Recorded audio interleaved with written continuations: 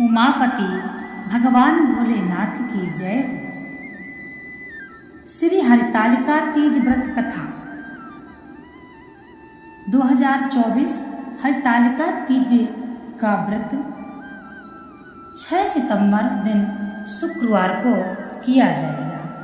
भाद्र मास के शुक्ल पक्ष की तृतीया को यह व्रत किया जाता है। श्री परम पावन भूमि कैलाश पर्वत पर विशाल वटवृक्ष के नीचे भगवान शिव पार्वती सभी गणों सहित बाघंबर पर विराजमान थे।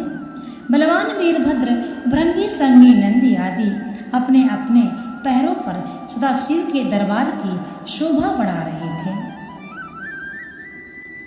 गंधर्वगण, किन्नर, ऋषि हरि भगवान के अनुष्टुप छंदों से स्तुति, गान, स्वर, आलापों से वाद्यों में संलग्न थे। उसी शुभ अवसर पर महारानी पार्वती जी ने भगवान शिव से दोनों हाथ जोड़कर प्रश्न किया, हे महेश्वर, मेरे बड़े सौभाग्य हैं जो मैंने आप सरीखे पति को वरण किया है।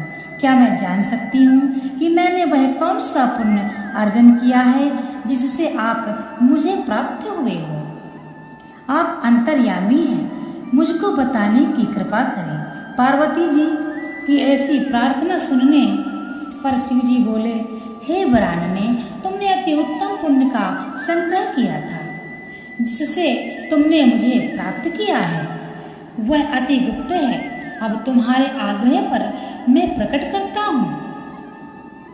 कथा प्रारंभ। भाद्र माह के शुक्ल पक्ष के तीज का व्रत हरितालिका के नाम से प्रसिद्ध है। यह जैसे तारागणों में चंद्रमा, नवग्रह में सूर्य, वर्णों में ब्राह्मण, देवताओं में गंगा, पुराणों में महाभारत, वेदों में शाम, इंद्रियों में मन, ऐसा ही यह व्रत श्रेष्ठ है। जो तीज हस्त नक्षत्र युक्त पड़े और वह भी महान पुण्यदायक होती है। ऐसा सुनकर श्री पार्वती जी ने कहा, हे महेश्वर, मैंने कब और कैसे यह तीज का व्रत किया? मुझे विस्तार के साथ श्रवण करने की इच्छा है।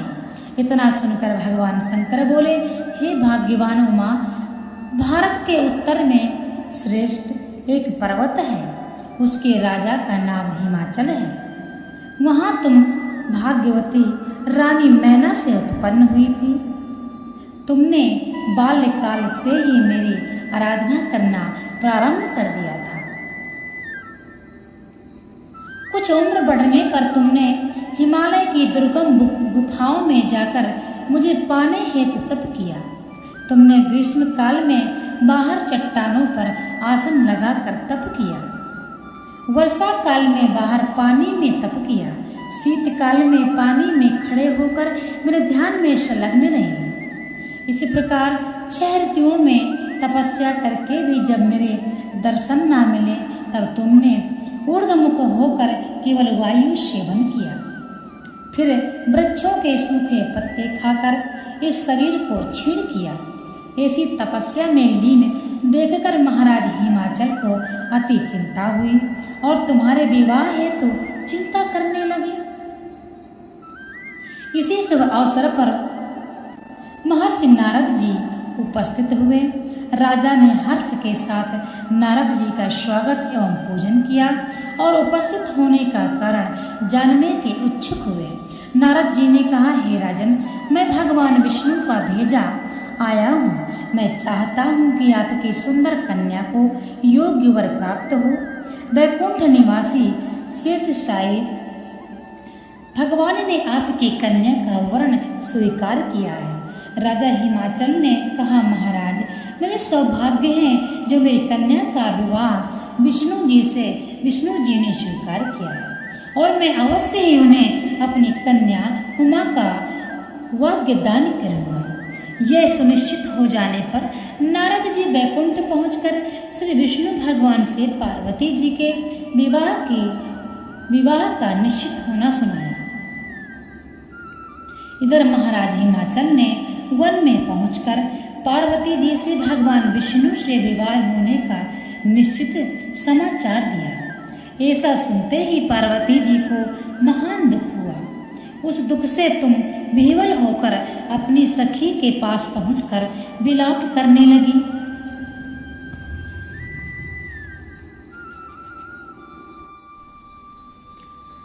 तो तुम्हारा विलाप देख सखी ने तुम्हारी इच्छा जानकर कहा, देवी मैं तुम्हें ऐसी गुफा तपस्या को ले चलूंगी जहां तुम्हें महाराजा हिमाचल भी ना ढूंढ सकेंगे। ऐसा कहे उमा सहेली सहित हिमालय की गहन गुफा में विलीन हो गई। तब महाराज हिमाचल घबराकर उमा को ढूंढते हुए विलाप करने लगे कि मैंने विष्णु को वचन दिया है, वह कैसे पूर्ण हो सकेगा। ऐसा कह वह मूर्छित हो गए। तत्पश्चात सभी पुरवासियों को साथ लेकर ढूंढने को महाराज ने पदार्पण कर ऐसी चिंता करके कहा कि क्या मेरी कन्या को व्याघ्र खा गया या सर्प ने डस लिया या कोई राक्षस हर के ले गया। उस समय तुम अपनी सहेली के साथ ही गहन गुफा में पहुंच बिना जल अन्न के मेरे व्रत को आरंभ करके नदी की बालू का लिंग स्थापित कर पुष्प फलों से पूजन करने लगी थी। उसी दिन भाद्र मास की तृतीया शुक्ल पक्ष हस्त नक्षत्र युक्त थी।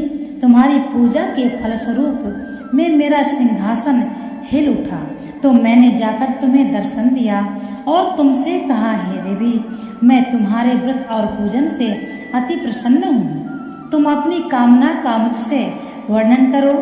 इतना सुन तुमने लज्जित भाव से प्रार्थना की, आप अंतर्यामी हैं, मेरे मन के भाव आपसे छुपे नहीं हैं।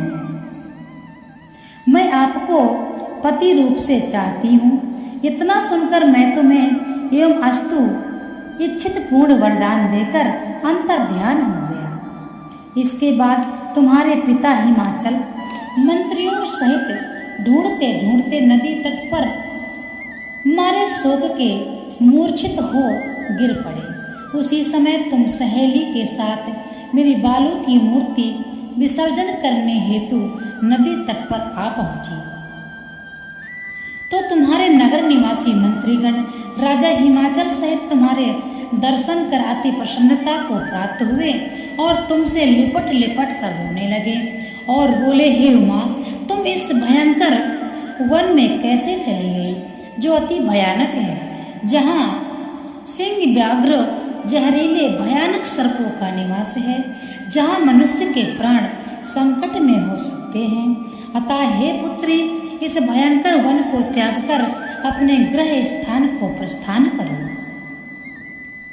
पिता के ऐसा कहने पर तुमने कहा, पिताजी मेरा विवाह आपने भगवान विष्णु के साथ स्वीकार किया है, इससे मैं इसी वन में रहकर अपने प्राण विसर्जन करूंगी। ऐसा सुन महाराज हिमाचल अति दुखित हुए और बोले, प्यारी पुत्री तुम शोक मत करो, मैं तुम्हारा विवाह कदापि भगवान विष्णु के साथ ना करूंगा और तुम्हारा अभीष्ट वर जो तुम्हें पसंद है वही सदाशिव के साथ करूंगा। तब तुम अति प्रसन्न हो सहेली के साथ नगर में उपस्थित होकर अपनी माता अन्य सहेलियों सहित मिलकर कुछ समय बाद शुभ मुहूर्त में तुम्हारा विवाह वेद विधि के साथ महाराज हिमाचल व महारानी मैना ने मेरे साथ कर पुण्य का अर्जन किया।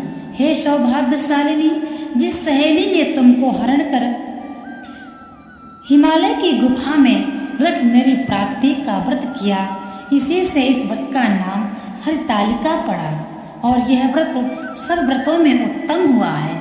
इस प्रकार सुनकर माता पार्वती जी ने कहा, हे प्रभु आपने मेरे मिलने की सुखद कथा सुनाकर मुझे प्रसन्न तो किया, पर इस व्रत के करने का विधान व इसका फल नहीं सुनाया। कृपा करके मुझे इसके करने की विधि व पृथक पृथक फल भी सुनाइए। इतना सुनकर भगवान सदाशिव ने कहा, हे प्रिय मैं इस व्रत राज्य का फल सुना रहा हूँ। यह व्रत सौभाग्यशाली नारी व पति चाहने वाली कन्याओं को करना चाहिए। यह व्रत भाद्रपद के शुक्ल पक्ष की द्वितीया की शाम को